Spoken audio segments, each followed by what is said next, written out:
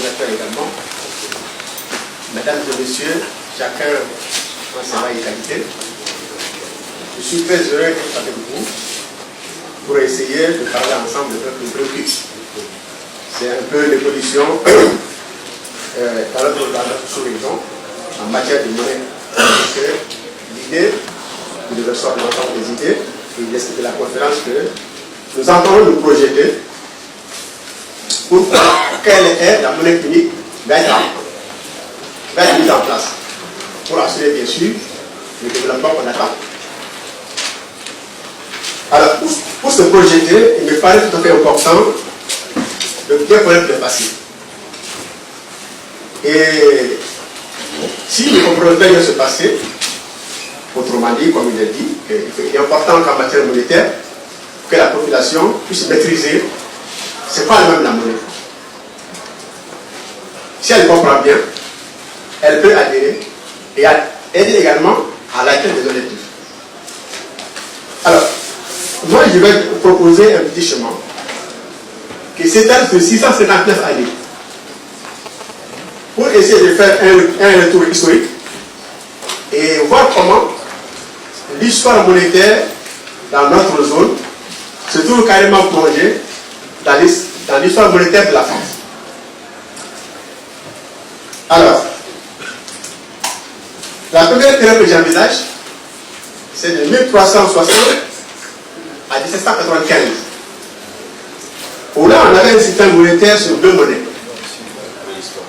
Parce que dans les exposés, on entend toujours parler de monnaie unique, comme si tout le monde savait ce que c'était, et comme si ça a toujours existé, ou bien comment ça doit fonctionner.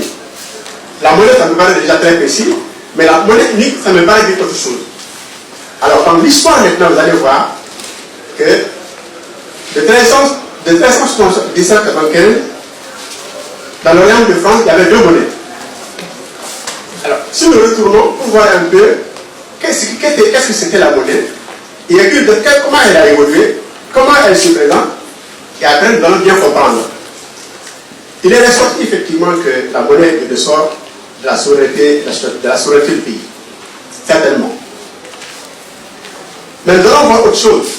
Cet instrument souverain-là, qui a été toujours utilisé, nous allons suivre son utilisation au cours du temps par la même autorité.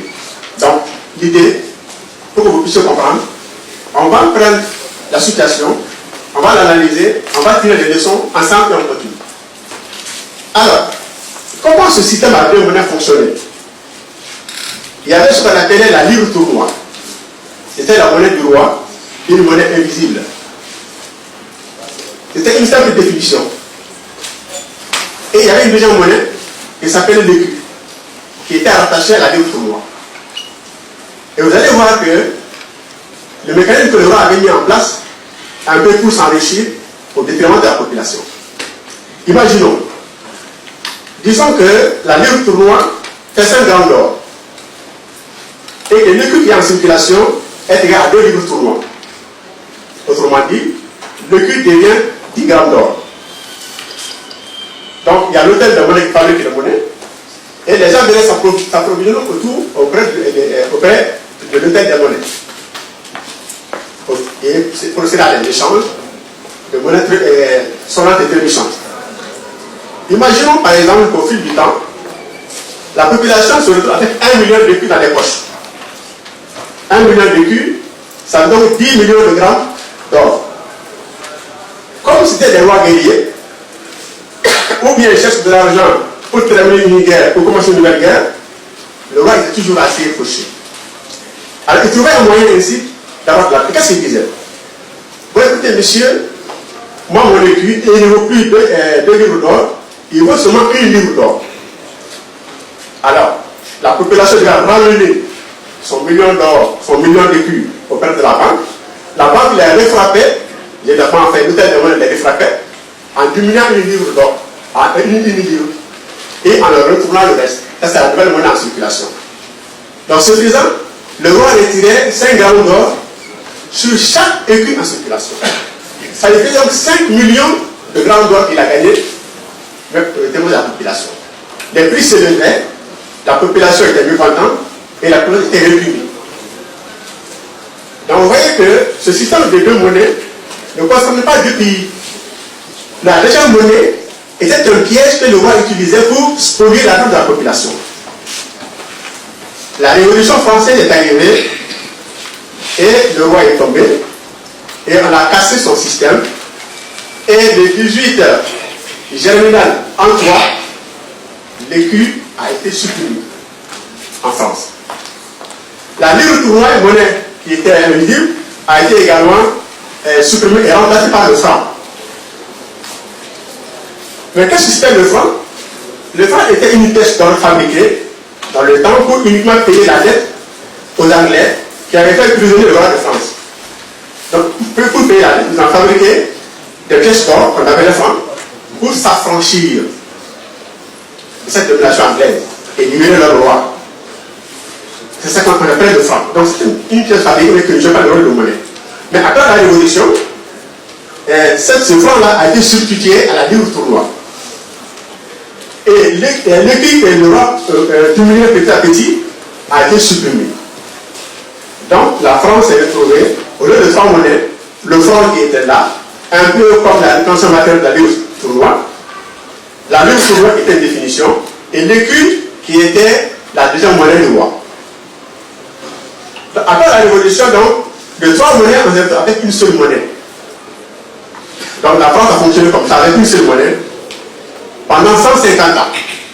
Autrement dit, de 1795 à 1945. Pourquoi en 1945? Parce qu'en 1945, justement, la France a décidé de créer l'écu. Mais cette fois-ci, ils ne vont pas le mettre en France. Mais ils l'ont mis dans leur colonie. Ils n'ont pas appelé l'écu non plus, ils l'ont appelé franc CFA.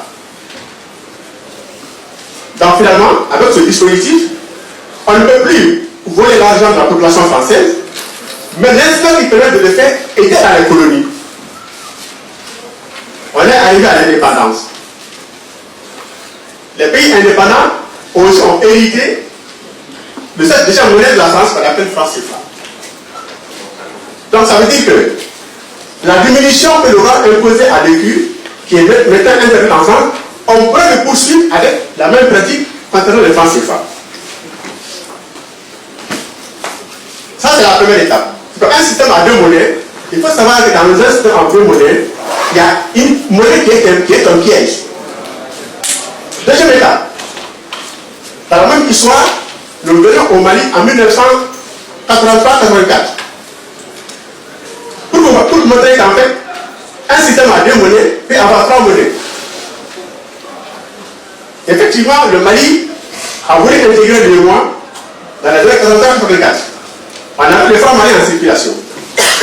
On peut acheter des choses en francs maliens et on a donné également le franc CFA en circulation et on peut aussi donner le franc CFA pour acheter. Autrement dit, un Tadarassi qui faisait 200 francs maliens, vous pouvez l'acquérir pour 100 francs CFA. On dit que le prix en francs maliens, c'est 200. Le prix en francs CFA, c'est 100. Mais ça réclame quoi? La valeur commune de ce 100 francs maliens ou de 50 francs CFA, de 200 francs maliens ou de 100 francs CFA, cette valeur commune, c'est égal à quoi? C'est égal à 2 francs français. Alors, ce dispositif est fondamental à l'économie. Ça veut dire que la monnaie sert d'instrument de mesure. Il peut y en avoir plusieurs. Il y avait le franc malien, il y avait le franc CFA, qui était relié par le franc français. Autrement dit, le franc malien était l'instrument de mesure. Le franc CFA était un instrument de mesure. Pour mesurer quoi? Pour mesurer la valeur commune. Il y a une quantité qui est là. Une fois que vous comprenez ceci, vous avez résumé toute la théorie économique telle qu'on n'a jamais fait auparavant. Donc l'exemple malien vous montre qu'en fait, la monnaie dans l'économie est un instrument de mesure. Et comme tel, ces instruments de mesure doivent avoir des règles de fonctionnement. Ça permet de mesurer quoi? C'est la valeur. Donc, ainsi, qu'est-ce qu'on a fait? On a donné à la banque 2 unités de francs maliens pour avoir une unité de francs CFA pour qu'à la longue, on se débarrasse totalement du franc CFA de la circulation. Ce faisant, si vous avez 1 million de francs dans votre compte, de francs maliens dans votre compte, après les opérations, vous avez donné 2 unités de francs maliens pour recevoir une unité de francs CFA. Les opérations terminées, donc vous allez vous retrouver avec 500 000 francs CFA dans votre compte. Ce qui est logique parce que c'est la même équivalence. Maintenant, 10 ans plus tard, troisième expérience. On voulait que on a pris une décision qu'on appelle la dévaluation de francs CFA. Mais la conséquence, c'est quoi? La population va se retrouver avec le franc, l'équivalent du franc malien. Mais on appelle toujours le franc CFA. Alors, vous avez dit en échange. En 1980, qu'est-ce qu'on a dit? La population avait le franc malien. Ils ont donné 2 francs maliens pour donner à la banque. Et la banque leur a donné un franc CFA qui est donc le double. 10 ans plus tard, c'est comme si la banque leur demandait amenez-moi votre franc CFA. Moi, je vais vous donner, je vais vous filer la petite monnaie que vous m'avez donnée, 1 pour 1. Si vous faites l'expérience, vous allez voir la personne qui va donner le grand CFA, et pour recevoir le petit franc malien, il va regarder, et l'échange n'est pas complet. L'échange n'est pas complet. Donc, si on se rencontrait, l'échange est refusé. Alors, comment procéder? La banque, elle a fait le transfert devant les faits accomplis.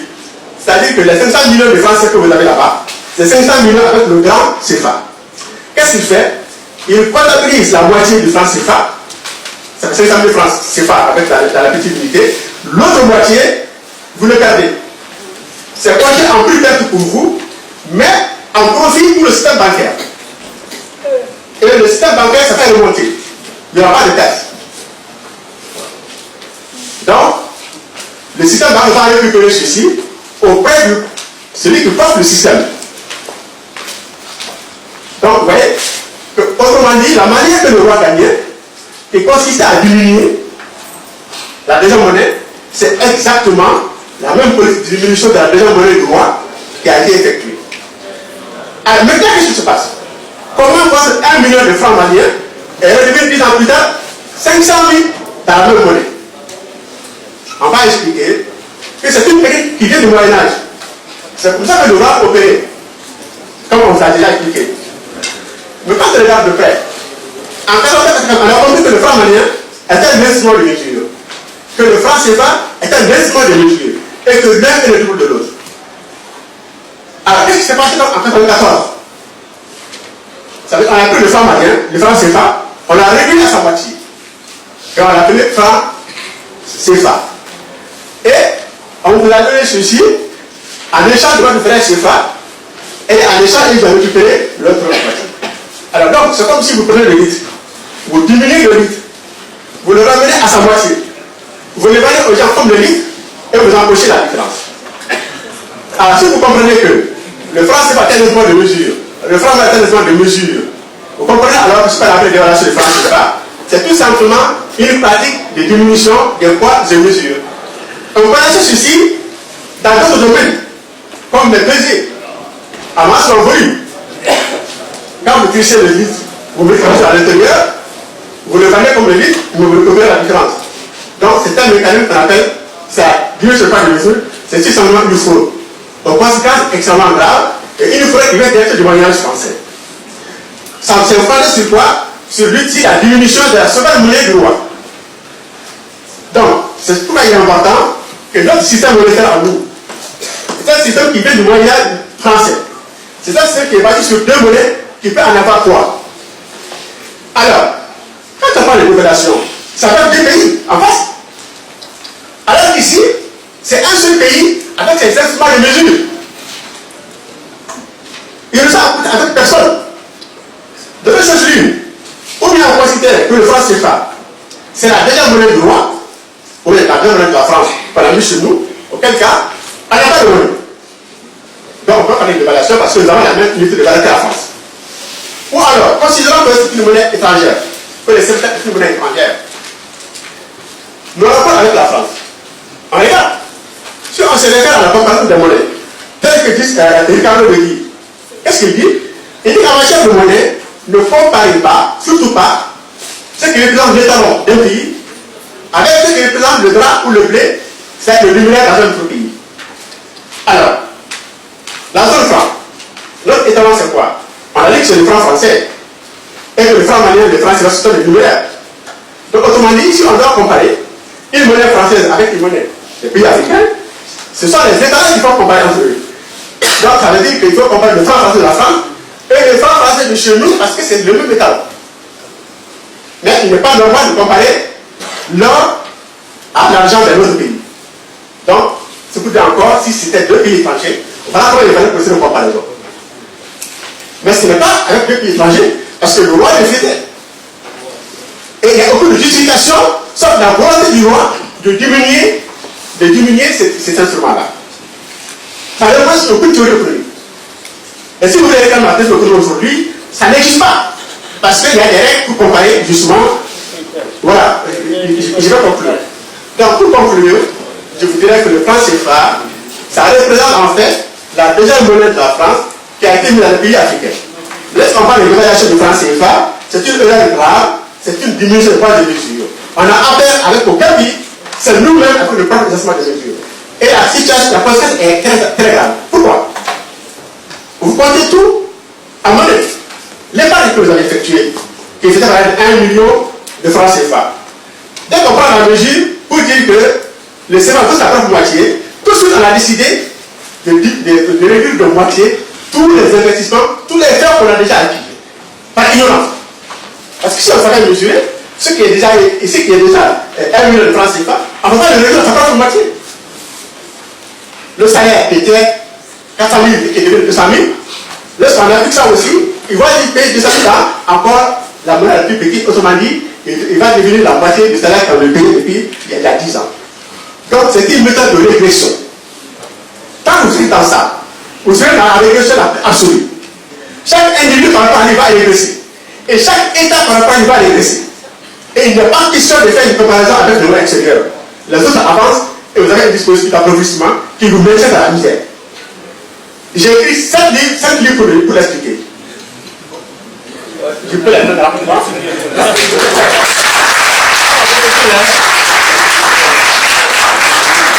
M. prédécesseur, pour remercier encore une fois l'initiative des organisateurs sur un thème d'actualité et un thème pertinent. Et je suis heureux de participer à ce débat qui est important pour nous tous.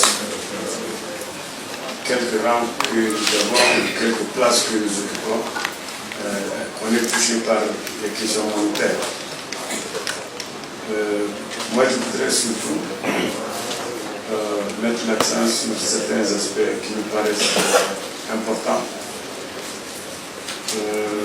en nous inspirant un peu l'expérience européenne.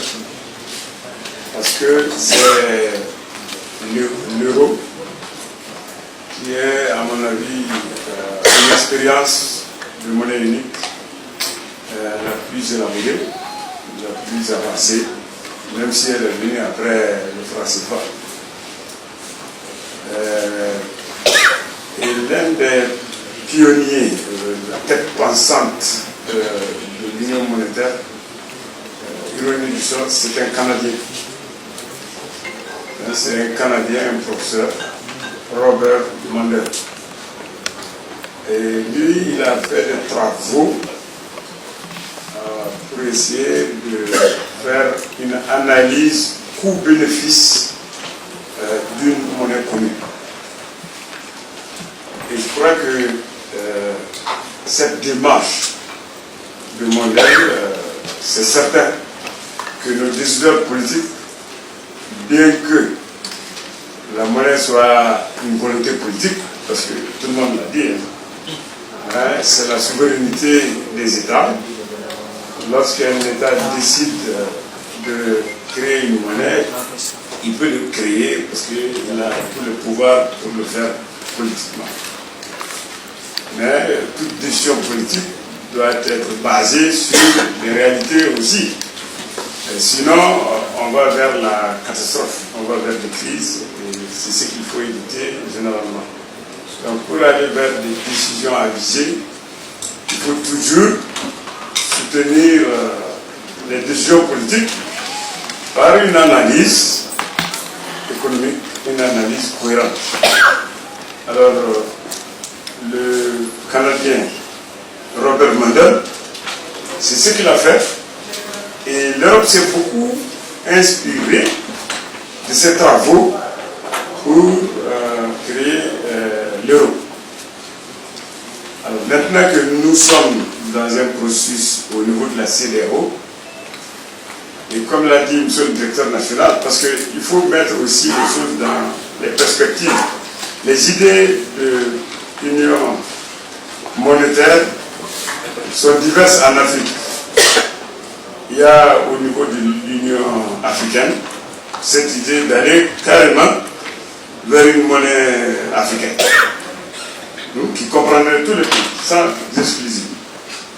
Donc bien sûr qu'ils ont pensé que cela pouvait se faire à l'exemple de l'intégration africaine, à l'exemple de la création des États-Unis d'Afrique, que ça devrait se faire par étapes. Et ces étapes ont conduit à des régionalisations. Donc chaque région devrait essayer de faire son chemin. Et peut-être à un moment, on allait regrouper les régions qui auront créé une certaine harmonie, une certaine convergence, et tout ça. C'est ce chemin-là. Et l'initiative au niveau de la CEDEAO doivent être coordonnées si on veut effectivement atteindre l'objectif final qui serait les États-Unis d'Afrique. Alors, maintenant pour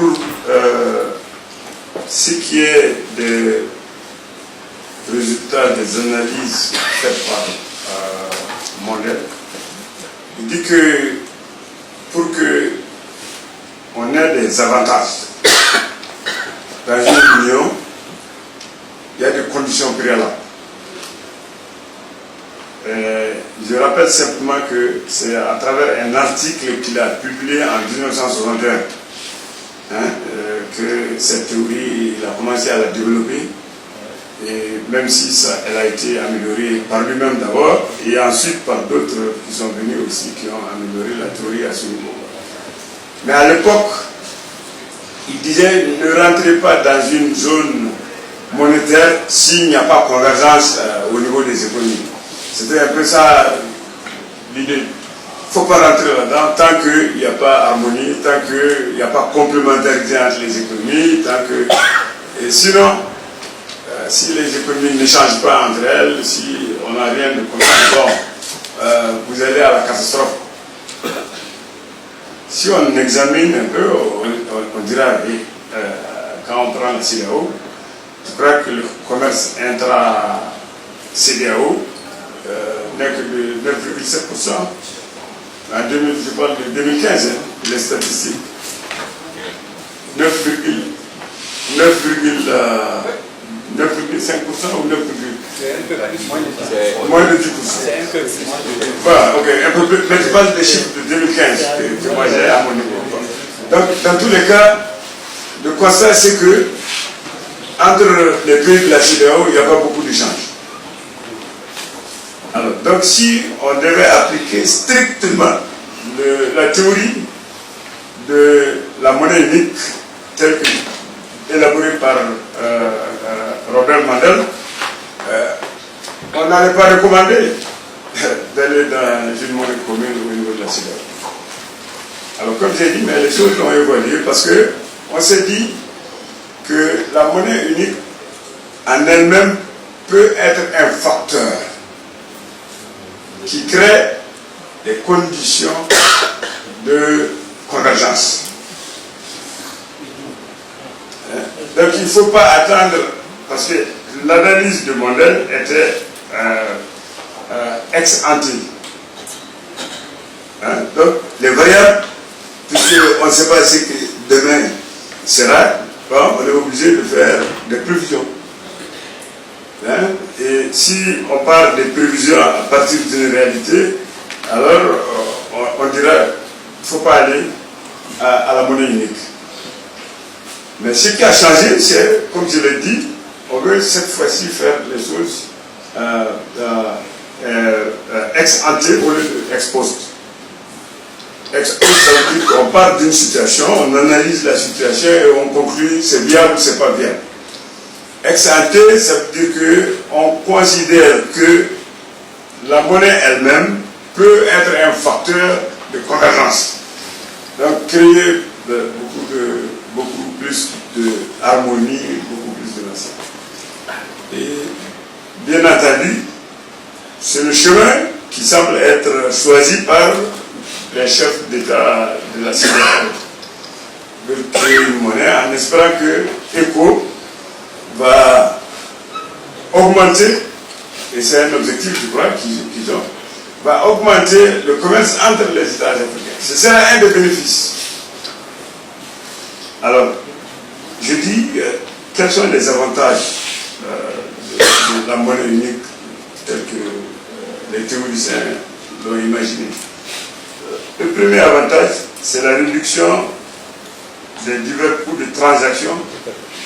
Si chacun de nos pays avait sa propre monnaie, si on doit échanger, je prends la Côte d'Ivoire et le Mali, si on devait échanger et qu'on avait chacun sa monnaie, il y a le coût de transaction entre les deux. Mais le fait d'avoir le franc CFA, on a éliminé ces coûts. Donc un commerçant malien qui fait des affaires en Côte d'Ivoire, il ne subit pas le coût de transaction. Donc ça, c'est le bénéfice qui est recherché dans une monnaie unique, dans l'unité monétaire. Ensuite, deuxième avantage, c'est le gain de la liquidité. Parce que lorsque la monnaie va couvrir plus de pays, bien sûr, il y a un phénomène d'extension de la zone monétaire et par conséquent, l'utilisation, la demande de cette monnaie-là va augmenter. Donc, il y a une plus grande liquidité qui résulterait de cette union monétaire. Donc, ça, c'est un autre avantage. Alors, maintenant, il y a, pour ramasser rapidement, il y a les désavantages d'une monnaie unique. Chaque chose a un avantage, il y a un inconvénient à chaque chose. Dans le cas de la monnaie, c'est que vous renoncez à l'instrument de votre souveraineté sur la politique monétaire, notamment sur le taux de change. Le taux de change, normalement, est utilisé dans la politique monétaire par sous réserve de la Banque centrale de nos amis du fonds. Lorsque il y a des déséquilibres, on utilise politique budgétaire, politique monétaire pour stabiliser. Par exemple, les prix, on utilise cela. Et le taux de change, est un instrument qui permet de faire, si il est libre, si c'est un taux flottant, il permet de faire un ajustement automatique. Et c'est ce que le représentant du fonds a expliqué un peu pour dire comment, lorsque vous commercez, lorsqu'il y a des chocs qui peuvent arriver, alors si vous êtes dans un régime libre, de change, automatiquement, l'ajustement est fait. L'ajustement est fait automatiquement. Alors, dans le cas où deux pays décident d'aller dans une monnaie commune, chacun d'eux renonce à cette souveraineté. Parce que c'est seulement ensemble que vous allez décider de lancer. Et à ce moment, vous vous privez d'un instrument d'ajustement en développement. Alors, c'est ça le grand inconvénient de la monnaie unique. Alors, maintenant, ceci dit, pour revenir à Mandel, les critères qu'ils ont identifiés qui permettent une réussite d'une monnaie commune ou monétaire, il y a un premier élément, parce que comme je l'ai dit, l'ajustement au choc, quand il y a des chocs asymétriques, des chocs symétriques, quand ça arrive, c'est là où les politiques monétaires peuvent jouer pour aider à faire les ajustements. Donc, dans une union monétaire, pour que ça réussisse mieux, il faudrait que les institutions chargées de gérer à la fois au niveau fédéral, si je peux utiliser ce mot-là, au niveau de l'Union, qu'au niveau de chaque État, il faudrait qu'ils mènent des politiques qui permettent de réduire la survenance des chocs symétriques et asymétriques. C'est ça le grand travail des structures qui seront chargées de gérer la monnaie unique. C'est aussi la grande tâche que chaque État membre devrait réaliser. Parce que moins il y aura de chocs, plus les bénéfices de l'Union sera... Et l'ampleur des chocs aussi, parce qu'on ne peut pas éviter les chocs, mais l'ampleur des chocs aussi est très importante.